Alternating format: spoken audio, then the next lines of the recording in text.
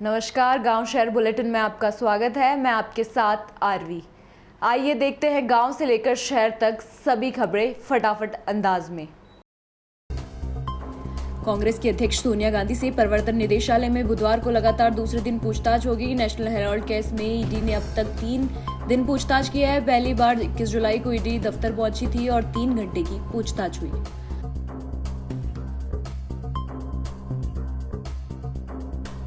कांग्रेस ने सोनिया गांधी से ईडी की पूछताछ को देखते हुए कांग्रेस मुख्यालय के सभी बड़े नेताओं की मीटिंग बुलाई। संसद भवन में है मीटिंग।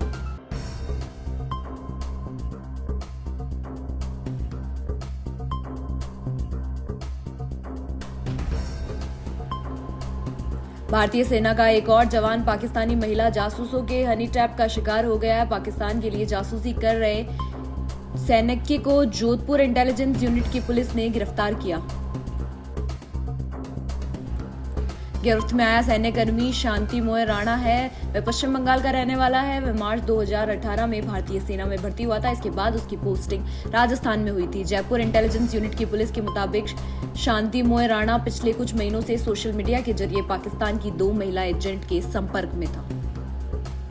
इनमें से एक एजेंट ने खुद को उत्तर प्रदेश की रहने वाली बताते हुए मिलिट्री इंजीनियरिंग सर्विस में होना बताया। वहीं दूसरे एजेंट ने खुद को मिलिट्री नर्सिंग सर्विस में होना बताया। इस तरह दोनों सैन्य कर्मी ने शांति मोह को हनी ट्रैप में फंसा लिया।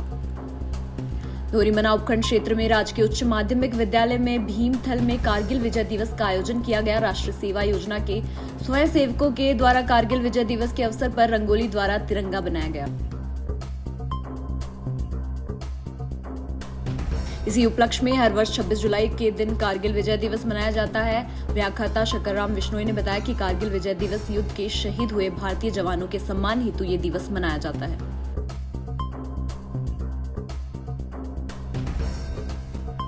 गौरव सोनानी महन कुमार ने बताया कि कारगिल युद्ध में शहीद हुए वीर सैनिकों के बलिदान को स्वर्ण अक्षरों में लिखा गया। राष्ट्रीय सेवा योजना ने कार्यक्रम अधिकारी बीजाराम सुतार ने बताया कि स्वयं सेवकों के द्वारा विद्यालय प्रांगण में विभिन्न रंगों से रंगोली बनाकर कारगिल युद्ध में शहीद हुए वीर सैनिकों को श्रद्धांजलि प्रदान। पावटा प्रागपुरा नगरपालिका बन गया है, फिर भी शहर के हाईवे में रोशनी नहीं पहुंची है। शाम होते ही हाईवे पर अंधेरा छा जाता है। धूल और अंधेरे के कारण दुर्घटना रही, फिर भी प्रकाश व्यवस्था के लिए प्रयास नहीं हो रहा है। शहर के नागरिक लंबे समय से रोशनी की मांग कर रहे हैं। शहर की छनी आबादी में नेशनल हाईवे 48 बना है, जो कि जयपुर से दिल्ली जाने का ये प्रमुख राष्ट्रीय राजमार्ग है। अंधेरे से वाहन चालकों को परेशानी हो रही है। दुर्घटना की आशंका बन रही है। शाम होते ही शहर में अंधेरा छा जाता है।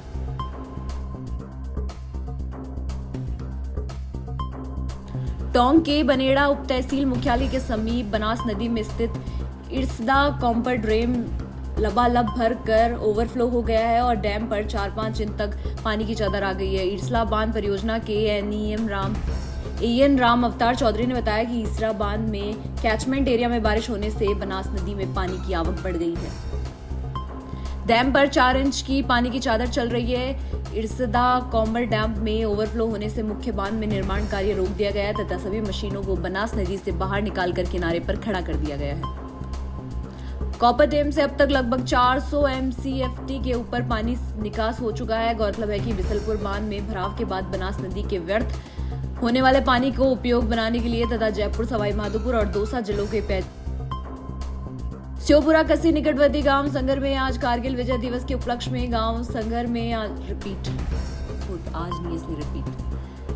श्योपुरा कस्सी निकटवर्ती ग्राम संगर में कारगिल विजय दिवस के उपलक्ष्य में गांव संगर में आजाद युवा ट्रस्ट के सामाजिक कार्यकर्ताओं द्वारा मोमबत्तियां जलाकर कारगिल में शहीद हुए जवानों को भावपूर्ण श्रद्धांजलि अर्पित की गई तथा विजय पर्व मनाया गया। इसके बावजूद भारतीय सेना अपने जुनून के बल पर 1999 के ये युद्ध जीता था। युवाओं ने कहा कि जब पाकिस्तान ने अपने जोधपुर शहर में लगातार पिछले 2 दिन से हो रही बारिश को लेकर शहर में जगह जगह जल भराव देखने को मिल रहा है। इसी के साथ ही आमजन परेशानी में नजर आ रहे हैं। वहीं कल देर रात खेड़ानाडी क्षेत्र में अंदर एक मकान गिर गया। मकान के अंदर करीब 4 लोग सो रहे थे, जिनका मथुरादास माथुर अस्पताल में उपचार चल रहा है। इसके अलावा एक छोटी बच्ची थी जो सुरक्षित है। वहीं घटना के बाद जिला कलेक्टर हिमांशु गुप्ता मथुरादास माथुर अस्पताल पहुंचे, उनकी कुशल क्षेम पूछी, घायलों के उपचार की जानकारी भी ली। आगरा के थाना कोतवाली क्षेत्र में बीते दिनों 40 लाख रुपए की लूट को कुछ बदमाशों ने दिन दहाड़े अंजाम दिया। घने आवागमन वाले क्षेत्र में लूट की घटना को अंजाम देने वाले बेखौफ बदमाशों को संरक्षण देने के वाले 5 लोगों को पुलिस ने हिरासत में ले लिया है। आगरा के एसएसपी द्वारा बताया गया कि इनको संरक्षण देने वाले 5 अभियुक्त के पास 4 लाख रुपए, एक तमंचा, 315 बोर, एक जिंदा कारतूस बरामद हुई है। बड़ी बात तो यह है कि इनमें से 3 पुरुषों के साथ 2 महिलाएं भी शामिल थी। खंडवा के वन मंत्री डॉक्टर कुंवर विजय शाह की अध्यक्षता में मंगलवार को कलेक्टर सभा कक्ष में हरफ मौला पार्श्व गायक स्वर किशोर कुमार गांगुली के जन्म अवसर पर 4 अगस्त को खंडेला का गौरव दिवस मनाए जाने के संबंध में बैठक संपन्न हुई। बैठक को संबोधित करते हुए मंत्री शाह ने कहा कि मुख्यमंत्री जी मंशा के अनुरूप मध्य प्रदेश में सभी जिला, तहसील, ब्लॉक एवं ग्राम क्षेत्रों में किसी भी महापुरुष के जन्मदिन को किसी त्योहार के अवसर पर मनाया जाएगा।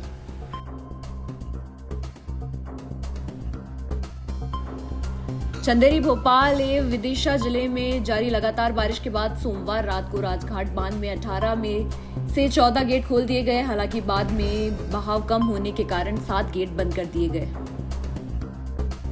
बाद में जल स्तर घटने के बाद एहतियात इस पुल में आवाजाही बंद रखी गई। इस सप्ताह तीसरी बार गेट खोले गए हैं। इससे पहले 2 बार 8 गेट खोले गए थे, लेकिन रविवार रात और सोमवार रात दिन भर हुई जोरदार बारिश के बाद जब बेतवा नदी में कथन नदी उफान आई तो राजघाट में बांध एक साथ काफी मात्रा में पानी पहुंच गया। लेकिन सोमवार को हुई जोरदार बारिश के बाद मंगलवार को बादल छाए रहे के बाद भी बारिश नहीं हुई, जिससे मंगलवार दोपहर तक नदियों में बहाव सामान्य हो गया। बाढ़ की आशंका समाप्त होने पर बहादुरपुर तहसील के मल्लऊ खेंडी गाँव में करीब 20 परिवारों को वापस गाँव पहुंचाने की व्यवस्था की जा रही है।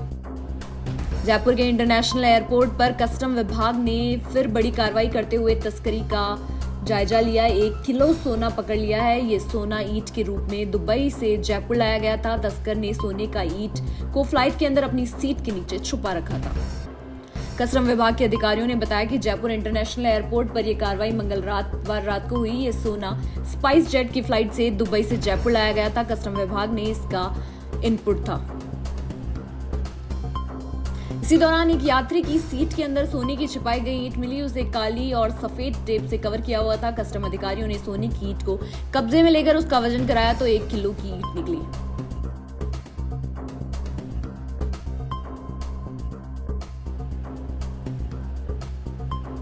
राजस्थान में मानसून की भारी बारिश के बाद कई इलाकों में पैदा हुए बाढ़ के हालात के बावजूद अभी तक बरसात का सिलसिला थमा नहीं। मौसम विभाग के ताजा अनुमान के मुताबिक राजस्थान में बारिश का दौर मंगलवार को अगले 48 घंटों तक जारी रहेगा। वहीं जोधपुर और कोटा में बाढ़ के हालात बने हुए हैं। मौसम विभाग के अनुसार 28 जुलाई के बाद बारिश की गतिविधियों में कमी आएगी। राजस्थान में झमाझम बारिश का दौर लगातार चल रहा है।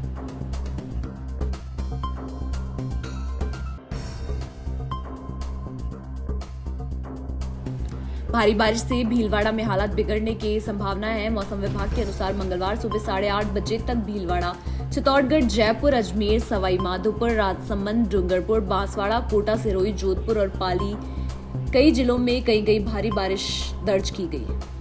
फिलहाल इस बुलेटिन में इतना ही। देखते रहिए DPK न्यूज। नमस्कार।